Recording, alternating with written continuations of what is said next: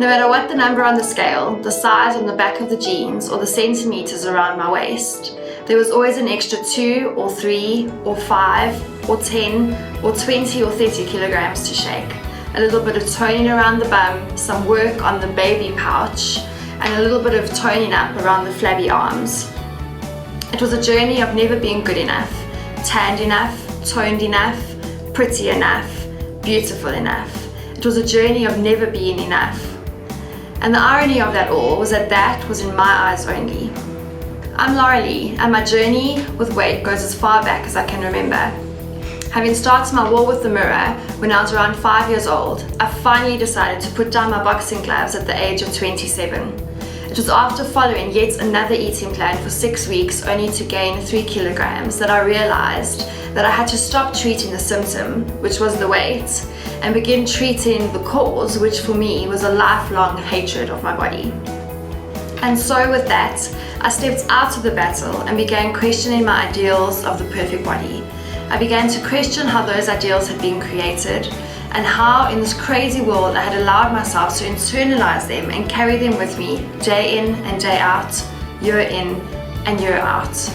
I had convinced myself that being beautiful meant being thin, and thin in my mind equaled the photoshopped bodies that I had spent my life observing in the media. I began looking around me and observing what real bodies looked like. I began appreciating that having cellulite was in many cases part and parcel of being a woman.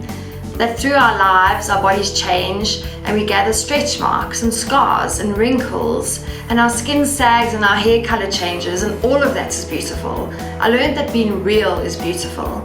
I began to love my curves. I began to appreciate my stretch marks for all that they had taught me. And I began to appreciate my scars for the journey they had taken me on and the person that they had led me to become. And most importantly, I began to love myself.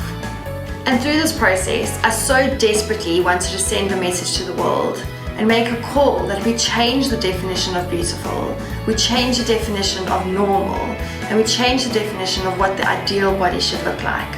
In order to do this, I knew I had to do something a little drastic.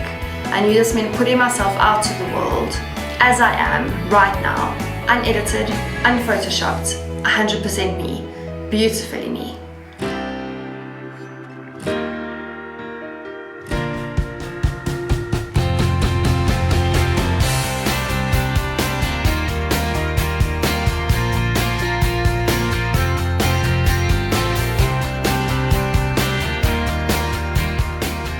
Now here's the deal.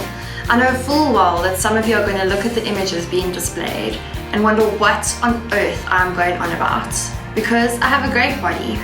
There will be others of you that will look and think disgusting, put that body away, or sigh in relief at the fact that you don't look like I do. And you know what? I don't care what you think about my body.